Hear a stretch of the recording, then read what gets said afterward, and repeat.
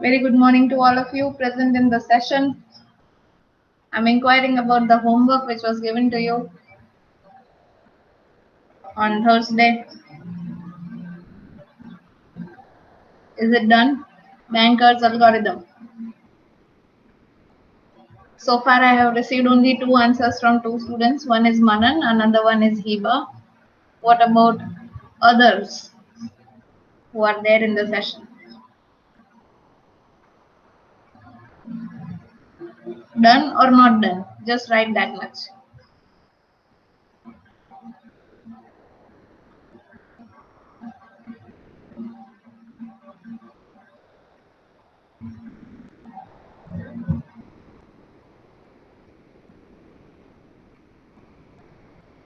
Homework, Kushal, homework. Banker's algorithm.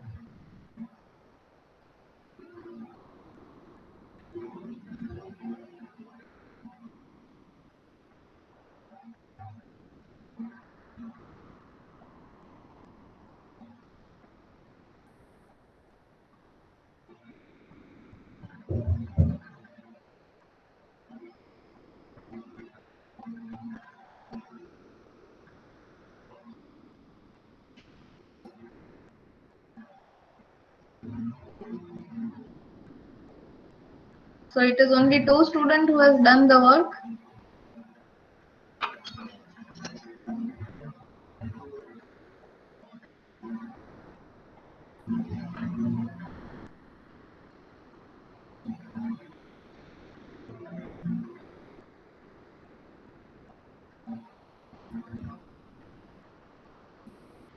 Okay.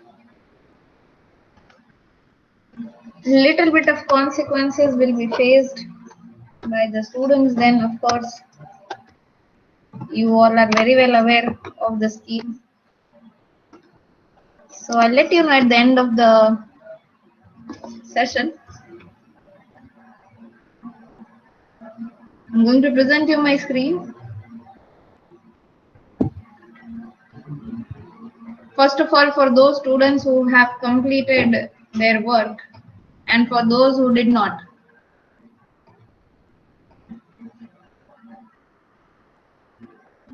I'm giving you the solution, but I'm not discussing that solution. One thing for sure, because you guys are not interested in doing the work, so I'm not going to discuss the solution. But yes, I won't be doing any injustice to those who have already done. So guys, you can check out your answer. This is the answer. Okay, the safe sequence and the availability matrix and need matrix. You can take a screenshot, but I'm not going to discuss how and what the things are happening here because you have not done your part. Only two students out of the 22 who have joined, or the rest of the class. So perfectly okay with me. No loss on my end. You can take a screenshot for your reference. Those who have completed this example, you can cross-check, cross-verify your answer. And those who want to do it, you can later on cross-verify the answer. Okay? But no more discussion on how and where the things are going. For that, you can refer the video uploaded on the playlist to understand this example first. Okay, and then you may come again here to this problem and then you may go and solve it on your own. Am I clear to all? Hopefully, yes.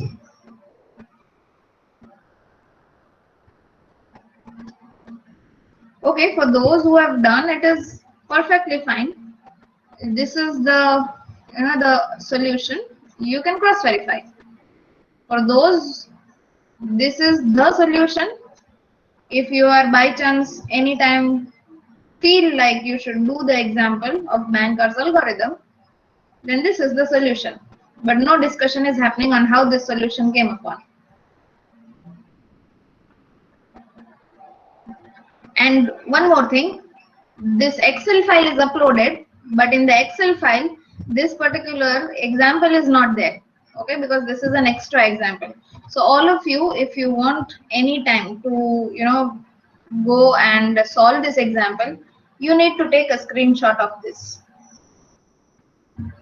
because this example is not there in the uploaded file. Only this one example is there, only this one in the file which is there in your e-content. Okay, so everybody, I'm saying again, you take a screenshot.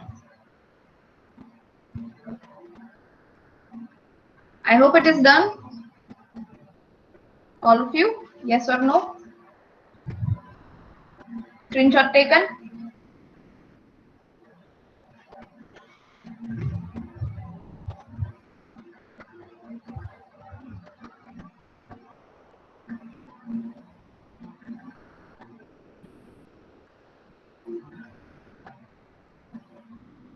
My dear international students, I hope you guys are following.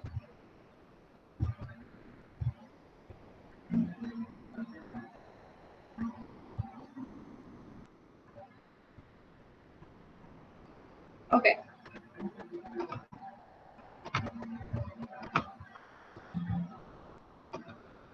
Now today we are starting with a new chapter.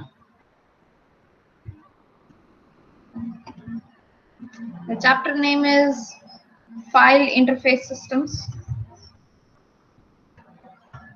I'll present you my screen here.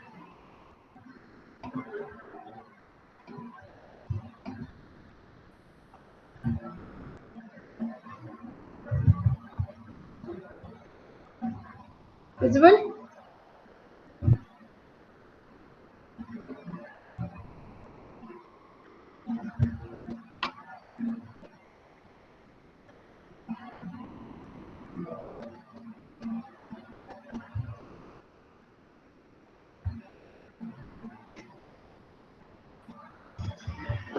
Okay. It is your unit number 6, File System Interface.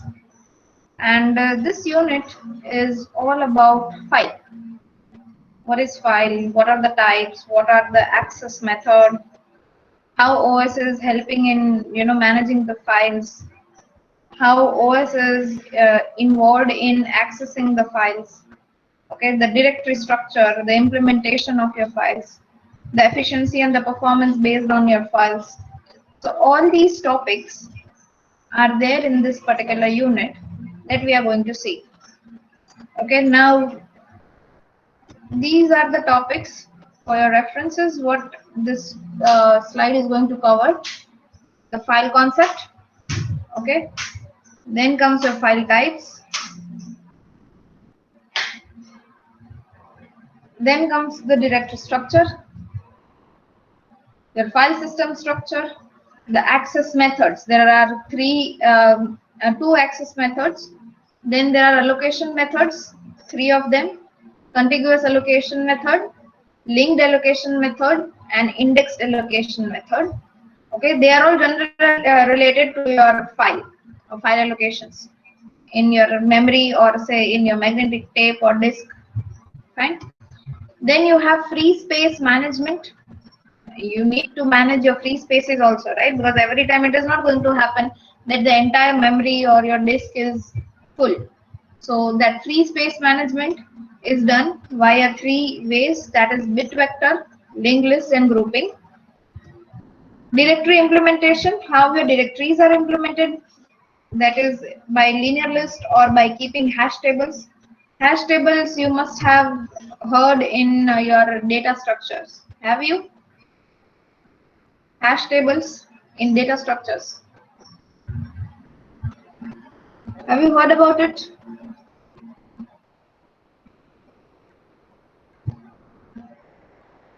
Okay. If not, we are again going to see that particular topic of how that directory implementation is done using hash tables. And the last topic is about efficiency and performance. Okay, so we are starting with the file concept, the very first thing. Now, before I go with any need of why I need a file or what is file, something like that, you guys tell me first that what is file? What do you understand by file?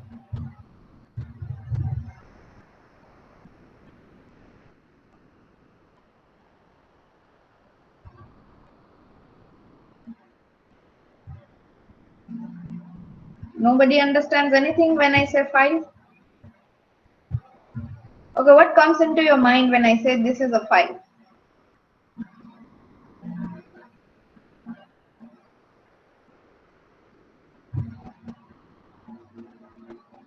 Speak up, students.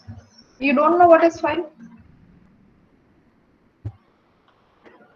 Collection of records, collection of data. Okay. Let's say in this physical world, I am giving you one item that is called file. So now what does, a picture comes into your mind? I'm talking about physical world. Folder, particular order, easy reference that is holding a data. Correct. Correctly now. It is some kind of a folder.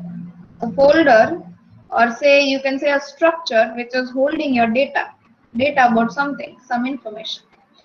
In the virtual world, or let's say in the world of your computer science, okay, we have a file which is holding some kind of particular set of data, okay, which you guys have correctly answered. Storage that stores textual and picture format. Not just textual and picture format, it can be any kind of information, okay, because you have various kinds of files. So what is this file concept? First of all, why do we need a file? Can anyone just point out why do you need a file?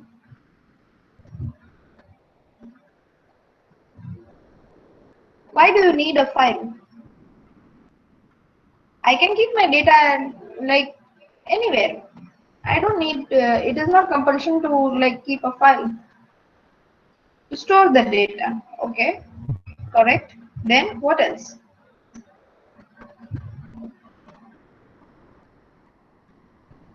Efficient use. So you can say storing for efficiency. Then any other property?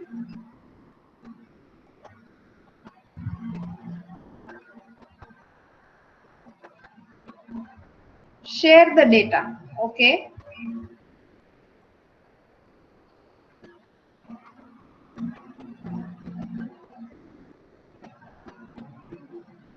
Nearby, but not the correct answer. I want a little bit more near to it answer. For sharing, what you need to do with the file? In order to share, what do you need to do with the file? First of all, before sharing, put it in network. No, not like that.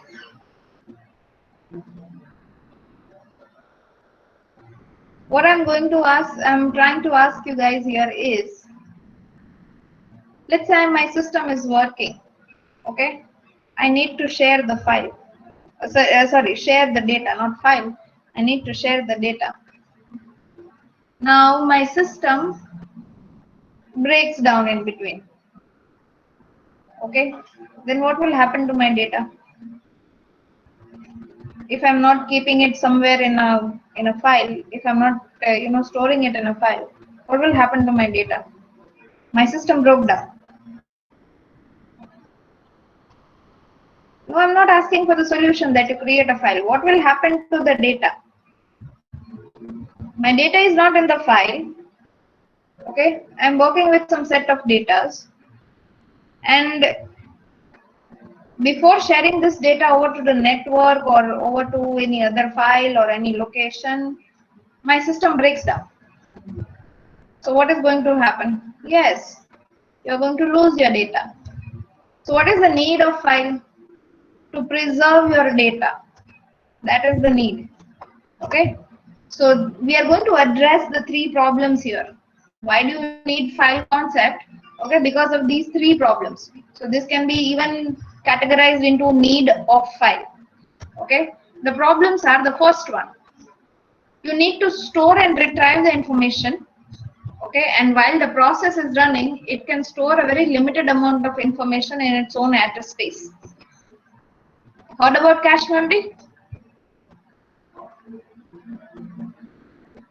Your cache memory is the one who is holding a limited amount of information with its own address space, right? So in order to store as well as to keep your efficiency high, you need to retrieve that information. Okay, and in order to retrieve that information, you need to have to store it in the limited amount of space at the space. So that is one need. Second one is that if by chance the process is terminating in between, you are not the one who is terminating, but by chance the system broke down, or let's say some bug came in, or some malware just attacked, okay, and the process is terminated. What will happen with the information? It is lost. Why? Because you did not kept it in a structured manner, somewhere very secure. Okay, so there comes the need of file. Fine. And the third problem is multiple process accessing the information at the same time. Suppose I keep a common folder over the network, okay, or let's say I want to share some common data over the network. Then the easiest way is I form one file and I share it over the network, so that all those data packets, I don't have to store for like for different memories. It is just one file that I have to share it over the network, and everybody will get the whole set of data. Okay, so these are the three needs of why do you need the file. It is mentioned as three problems, but actually we are addressing these three problems with the concept of file, so they can be said as the need of file also. Is it clear to all now? This topic clear?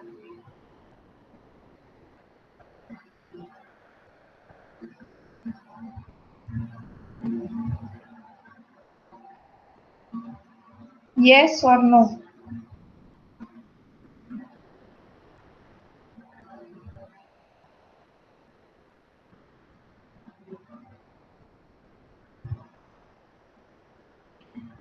Okay. One more thing about this chapter is, this chapter is a little bit, not little bit, mostly a theory-based chapter. Plus, it is expected that you will be knowing many of the aspects. So there won't be much of the discussions to be made. But if anywhere you feel like that you need more discussion over the topic, then you tell me. Okay, otherwise the slides are self-explanatory. I will explain you the slides, but the thing is that it is expected that students will be knowing what is file and how you are going to access it and how they are getting stored, because this file, you are aware with the concept of file from the like very lower standards, or I can say maybe from those initial schooling days when you started using your laptops and computers. Okay, so here everything will be very familiar but theoretical. All right, so I won't go much deeper into the discussions because it is expected that everybody would be knowing what is what. Fine. Okay, so if you want to give the solution to the need, or say to those three problems, okay, you give the solution in the form of file. You store the information on the disk or your external data medias. Okay, it can be a hard drive, it can be a flash drive. Okay, and these units are stored in terms called files. Okay, so what is a file? What can you say more about the file? It is a named collection of related information. For example, I have a file called OS syllabus. Okay, so inside that file, it will be a collection of related information regarding my syllabus. Then my syllabus has unit 1, unit 2, unit 3. Okay, so that is one file, a named collection. Named collection means OS syllabus is the name. So a file is a named collection of related information that is recorded. Where do I record? On the secondary storage. That means your disk, magnetic tapes, hard drives, okay, such as magnetic disk, magnetic tapes, or optical disks. So this point is the definition of a file, okay, which you can remember here. A file is a named collection of related information that is recorded on secondary storage, such as magnetic disk, magnetic tapes, and optical disk. So in general, what can you say about file? It will be a sequence of bits or bytes, or if it is a textual file, it can be lines, or if it is a multimedia file, it can be records. Okay, whose meaning is defined by the file's creator or the user via the extension that you are giving. So if it is a multimedia file, it can be .mp4, right? If it is just lines, it can be a form of .txt. If it is bits or bytes, it can be in the form of .exe or batch files or DAT files. Okay, so in general, you are the one who is defining the meaning of that file based upon what information you are storing. Okay, so in general, a file is a sequence of bits, bytes, lines, or records whose meaning is defined by file's creator or the user.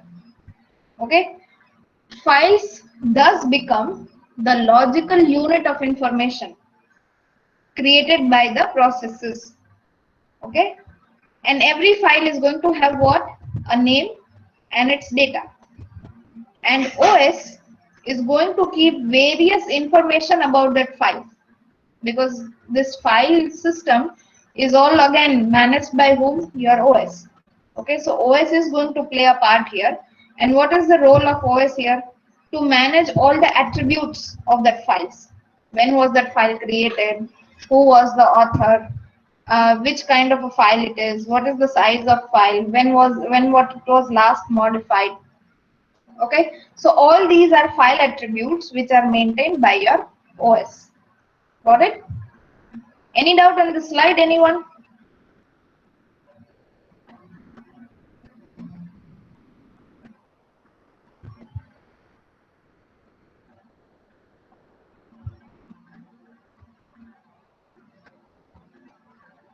I hope there is no slide, no doubt here in this slide. Hopefully.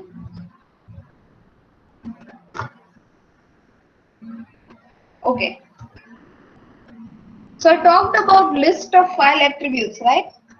I told you it will be a name, it can be extension, it can be date modified, it can be size, it can be author. What else can you include in file attributes? Anybody? What more you can include?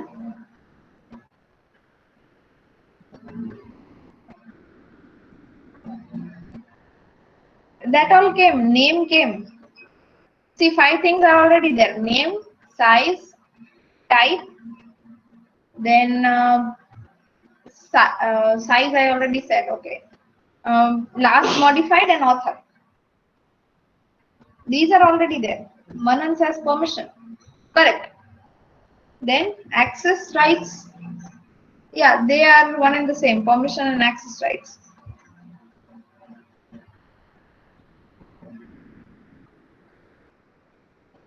Different data? No, not different data.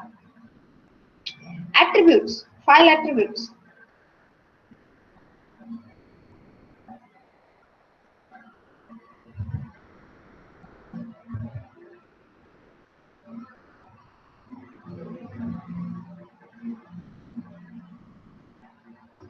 See, the very first one is the protection attribute. Who can access?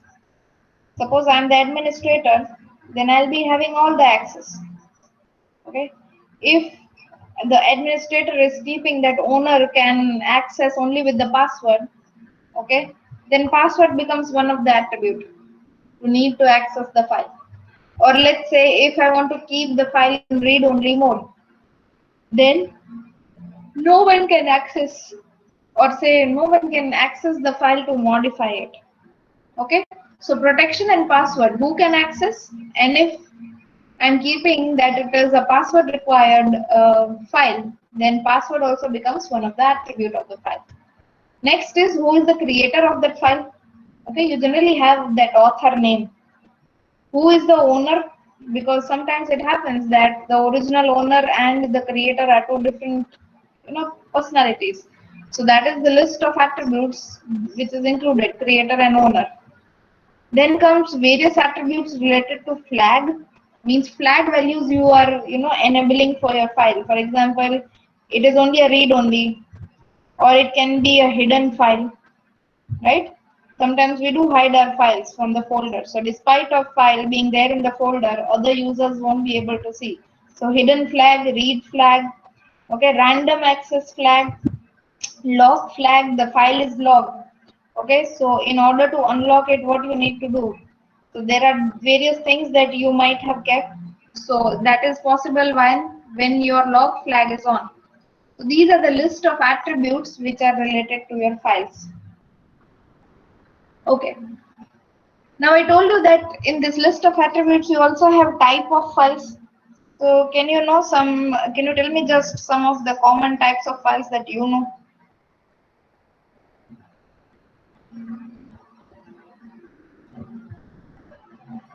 Yes?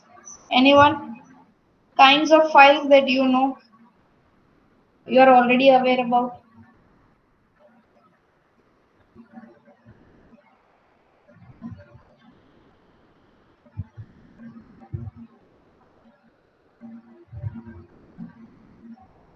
Nobody is aware about any kind of file? Which kind of file I am presenting you here in front of your screens? Correct. Text, doc, PPT, your bash files, .sh. Then any more? Executable files, C, Java, C++, XLS, correct? Absolutely right. Dat files, object files. These are some of the extensions and the kinds of files that you have. Okay. You have backup file. The extension is .bak. Then you have your program files. It can be .c, .java, .c++, okay, .cs. Fine. Then you have your graphic files, that is with the extension of .gif, graphical interchange format image. Okay, so it is having the extension of .gif. Then you have your help files, which is having the extension of .hlp, right? Then you have your HTML files, hypertext markup language. You are using this in your HCDA labs. Then you have JPG format, okay, joint photographic group. So it is with your pictures. It can be JPEG also, PNG also. Then you have your object files. Extension is .obj. Portable document file, your PDF files, your TXT and your zip files, or your RAR files. Okay, so these are some of the types of file extensions, okay, in your file concept. Okay, I think there is no need to explain more into this. So we can go to the next topic, that is types of files. Okay. Now see, your files are not just stored like anywhere. Okay.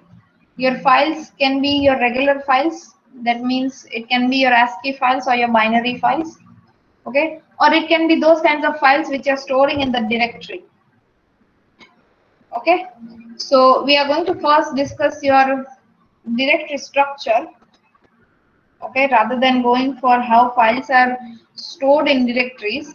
Okay, if you remember this slide. Okay, this directory implementation part.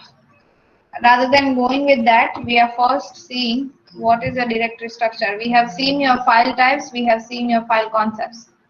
Okay, now we are going for your directory structure under the topic of file types. Okay, so file type, you have regular files. In that you have group of ASCII files and you have binary files. Okay, and then you have a group that is known as directories. Now in directories, based on your convenience, based on your need, you are going to form the directory structure. Okay, so the first directory structure is a single level directory system. Can anyone get any idea of what this system can be? Single level directory system. Can anyone get any idea with just the heading?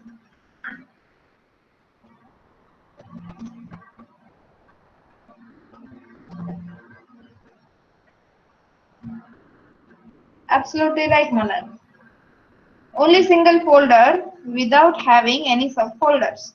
So in that one folder, you will have a list of files. Okay. Or in other words, you can say it is your root directory and you're going to have your files there. So it is one of the simplest form of directory system. Okay. Having only one directory, that is means your root directory, which is containing all the files. What is the advantage? It's simplicity. You don't need to jump inside into the folder to locate your files. Right? Easily, just go inside your root directory and your file is there. Okay? So just one place to look. And in this particular, if you see in the diagram here, you have a root directory with ABC files. Okay? Owned by 3 different people, ABC, and they are containing what? 4 files. So let's say this is for user A. Okay, these files are of user B, and the last one is of user C. Okay, because we are what? We are talking on shared system, right? So in your shared system, multiple users are going to access that folder, that root directory. Okay, so there comes one problem here, that because there is only one folder and multiple users, it might happen that 2 people are naming their files with the same naming convention. Okay, let's say I'm giving you submit me practical 8 to 15. Okay, so one of you will be writing practical 8-15. Other student is also going to write the same thing, practical 8-15. So that is what a problem, because we know that same name file cannot exist in one single folder, right? So problem is what? Having only, because we have only one directory in the system and multiple users, they are accidentally going to use same names for their files. Okay. So in order to overcome this problem, we went for 2-level directory system. Can anyone tell me what do you understand by 2-level directory system?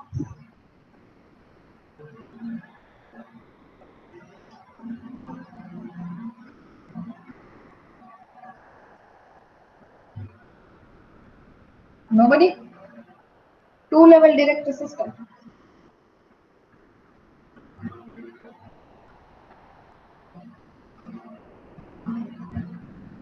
We need to overcome the problem where 2 users are giving same name to the file. So we went for 2-level directory system. So can anyone tell me what do they understand by this particular term?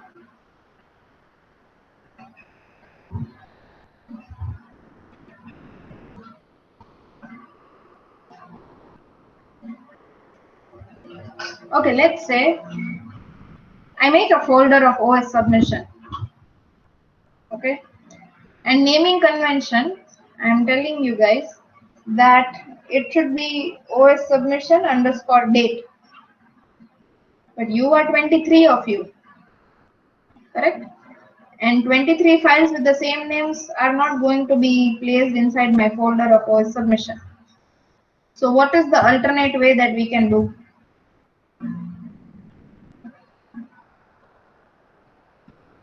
What is the alternate way that we can do?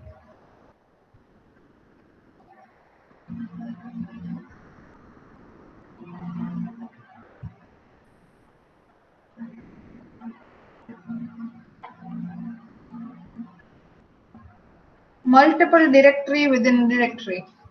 Okay. So in other words, I can say I can make folder for each one of you, like folder for Yatin, folder for Deepak, folder for Heather, folder for Jay, folder for Leena, Manan, Mansi, like different folders. Yusuf, Vivek, Utsav, Shyam, Sabij.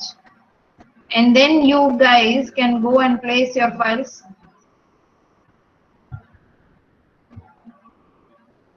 Yeah, that's what I'm saying. That can I do that now? That I make an OS submission folder, but inside that folder, I'm creating one more folder with each student's name. And each of them have to enter their files in that particular dedicated folder only, with file name as OS submission underscore the date. So it is feasible, yes or no? Possible?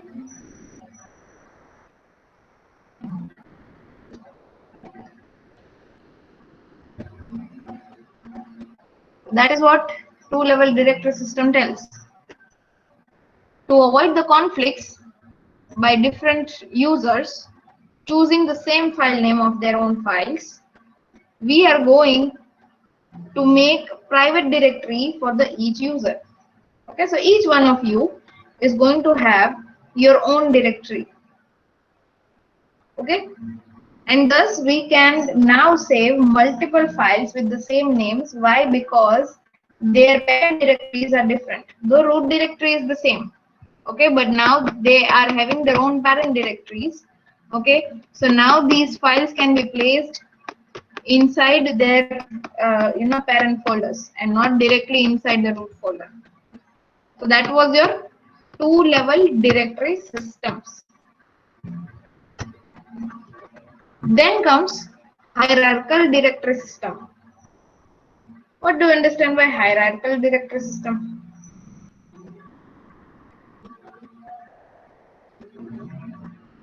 Mom, inform if it's reached. Correct. Anything else that you can say about hierarchical directory system?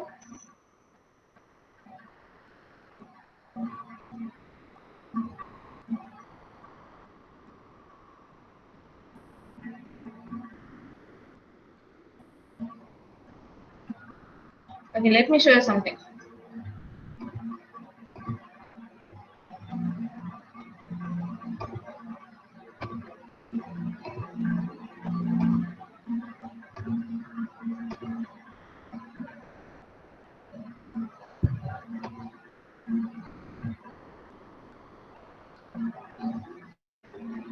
Can you see my folder directory here? This window, is it visible to all? Yes, yes. Now see, this is my work folder. Okay, inside that I have again one folder with assigned subject. Inside that I have again one folder of Even 2021. Inside that I have again one folder with HCDA subject and OS subject. Again, when I go inside that, I have various folders again for books, chapters, images, lab, reference, theory. What if I keep all these files, okay, in this assigned subject here only? What will happen with that? If I keep all these files, okay, which you can see here on my screen right now, if I don't, I have sorted them right now. If you can see, these folders are in a sorted manner, right? So if I open this theory, I'll have all my theory content there. They are sorted. What if I don't sort this and just simply go and, in Even 2021 in OS, I'm just keeping simply all the files as some of them are here. So what it is going to happen? Now can you answer about hierarchical directory system? Why do I need a hierarchical directory system? Now can you answer?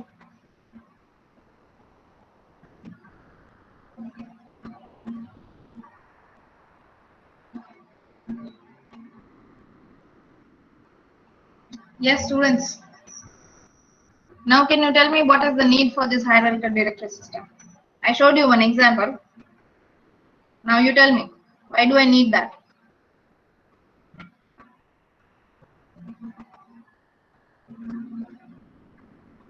For sorting, okay.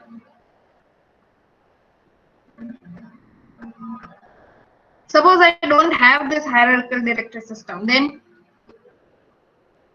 will it be easy for me to find out one file which I want? Because there will be what, like tons of files which are not sorted. Okay, let's say they are just sorted on based on their file extension type. They are not sorted on what purpose they are serving.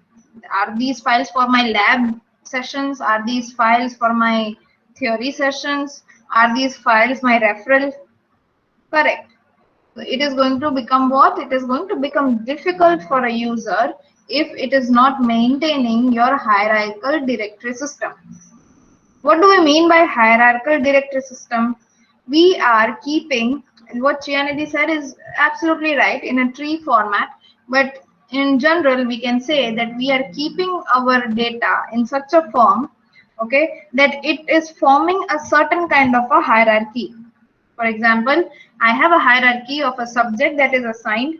Okay, in that subject, I have inside that again a folder which is having all my theory notes. Then again, it is having one more folder which is having all my lab session notes. Okay, again in one folder, I have all my reference books. Okay, so what I'm doing, I'm maintaining a hierarchy under the subject of OS. All this information is related to my OS subject, okay, but in a hierarchical manner, because all of them are not serving the same kind of purpose. Some are for theory, some are for lab references, some are for just reference. Okay, so this is what a hierarchical directory system deals with. Okay, the two-level hierarchy eliminates the name conflicts, but obvious now, because what we saw that inside my OS submission folder, I am making another folder dedicated to all of you, each one of you. Okay, so it was, avoiding the conflict of same names, correct? But it is very inconvenient. Why? Because if I do that for single file every time, okay, my time, my space, and my efficiency all will get affected. Suppose if we are not taking the example of you students, okay, if I take an example of file, this OS only, okay, so OS, inside that theory, inside that again I am going to place like one more folder called chapter 1, again a folder chapter 2, again a folder chapter 3. That is what wastage of my time, space, right, and my memory also. Instead, what I can do is I can keep them in one folder, that is theory. Okay, and inside the theory all my files are listed. So it is, even on a single user personal computer, it is going to be an inconvenient stuff when you go for two-level hierarchy. Okay, and ability for user to create an arbitrary number of subdirectories provides you a powerful structuring tool to organize the work. Okay, it is very powerful because I know that if I want to go for any theory, I just go and open my theory folder. I don't need to go to, like, it should be unit 1 or unit 2 or unit 3, something like that. Okay, if I want to go and search for my lab references, I just need to go and open my lab references. I don't have to search via different folders. Okay, that what is what inside the folder. So it looks something like this, the diagram. Okay, that you have a root directory here. Inside that root directory, the multiple user are going to make their own user directories.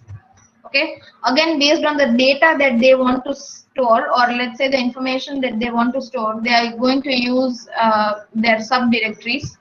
Okay, and at the end of this structure there will be your files. So this is your hierarchical directory system.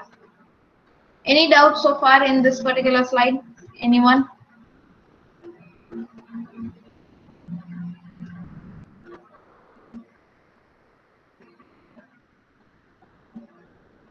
Students?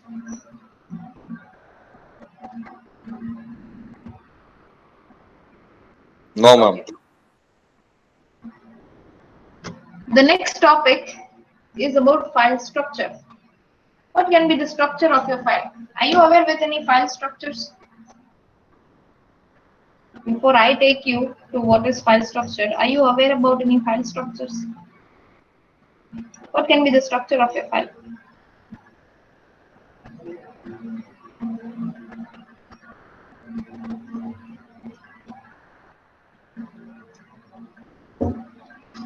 in general, what can be the structure of your file?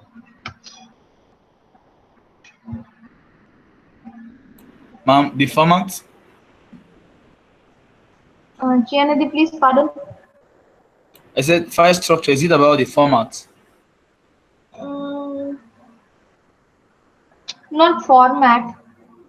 With respect to how the data is getting stored, what can be the file structure?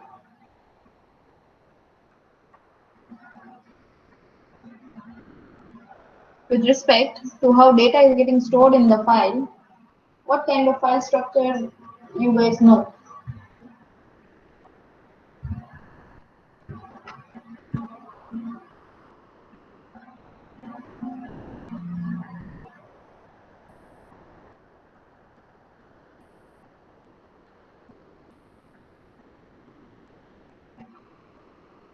No one?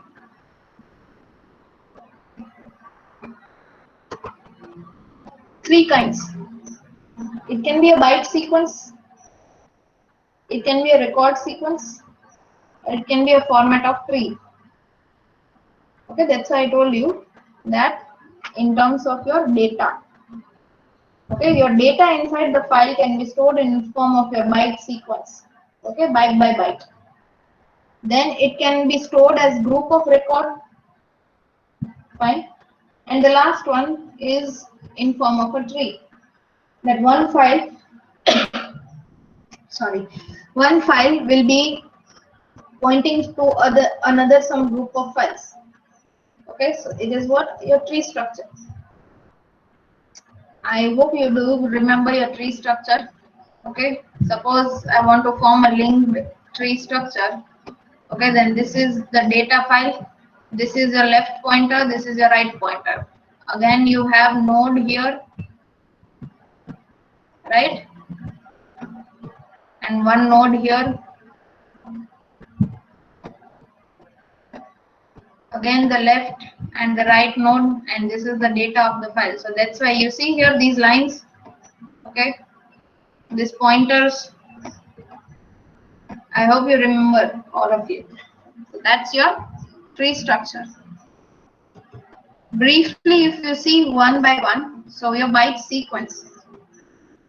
You can say it is an unstructured sequence of bytes. Okay, the data can be, anywhere inside that sequence. The operating system does not know, or even it won't be caring of what is inside the file, because your data is in form of bytes. Right? So user program can put anything they want in their files, name them, and in any way that is convenient for them. Okay, so these are your byte sequence, generally used in your Unix systems, but they are very old now. Okay, then comes your record sequence. In this, you have a fixed length records. Okay, we each with following some kind of a structure. Okay, so that is going to be a set of data, set of records. Okay, so the central idea of this file being in sequence of record is that the read operations are going to return one record. Write the operation will be appending one record at a time. Okay, so it is something like this. That suppose if one record, okay, this is my R1. If it is getting read by a read operation, it may happen that this particular record can be having the implementation of writing the records. Okay, so read and write operations, because they are a fixed length records. Okay, so it is possible, so in the record sequence. And the last one comes your tree structure.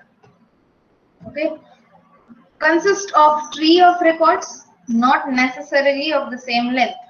We are well aware of that because of the linked list kind of structure. Right here, see, it is not necessary that you have a left node here. It is having only one right node. Okay, each containing a key field in the fixed position of the record. This key field is nothing but your pointer. Okay, and the tree is sorted using this key field pointer. Suppose it is a binary search tree. Okay, then what is the property of binary search tree? Anyone remembers? Property for binary search tree.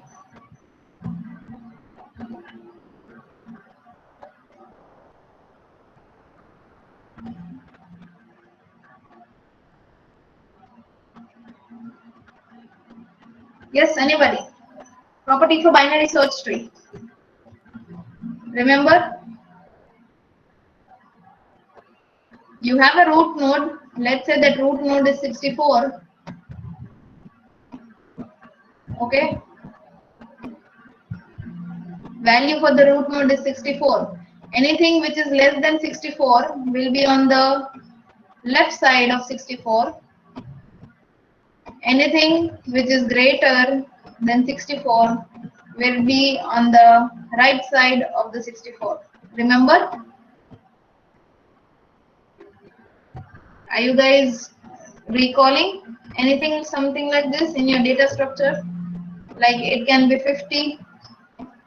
Okay, again, this side there will be one node. It can be 51.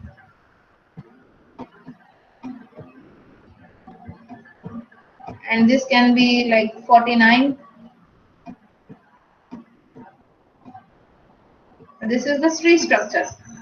Okay, and these pointers, pointer left, okay, they are your key points.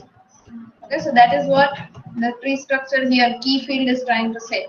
And tree is sorted on the key field to allow rapid searching for a particular key. We know how fast we can do searching in your binary search tree, the traversal techniques.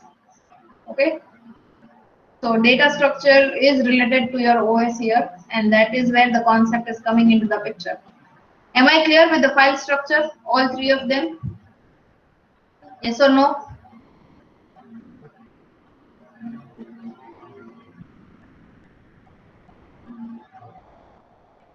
Ma'am, Yes? could you please explain again with respect to the properties of binary search tree? I didn't really understand the concept, what you said now. Okay. See, in this tree structure, your information is stored in the form of nodes. Okay, suppose my file, okay, is having some data, but this is just an example, 64, 50, 49, 51, it was just an example. And this is the tree structure, okay, in this figure C. Now, in that tree structure, what is happening? The length of that file is not necessarily be the same. So it is not necessary that there should be a left node and there should be a right node file. And generally this tree structure are implemented with the help of your linked list. That is what we have learned in our data structure subject. Okay, so in that linked list kind of tree, we are having pointers, pointer to your left node and pointer to your right node. So this key, they are mentioned here as key field. Okay, each containing key field means those records are containing the key field in a fixed position. These key fields are in the fixed position. This P2, okay, this PL and PR. Okay, the positions are fixed. So these are your key fields, and because of these key fields, the entire tree is sorted on them, right? And because of that, we are able to search our data in a very efficient and a very fast manner. Your traversal techniques, in order, post order, pre-orders, right? So this is the file structure. Now I hope I'm clear. Yes? Thank you, ma'am. Yes, ma'am. All right. We are going to keep us discussion till here. In the next session, we are going to see what are your types of files, the executable and the archived files, the access methods, okay, two access methods, sequential and random access, and allocation methods of files, three, that is contiguous, linked, and indexed. That is what we are going to see in your next session. We are wrapping up your session here. Thank you all for attending the session. TD2 students, please be patient. TD1 students, numbers in the chat.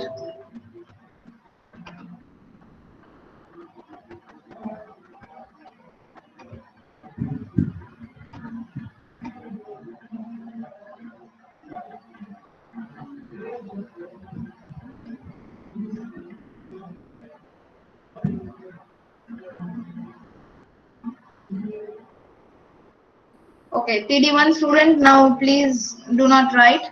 TD2 students, numbers in the chat.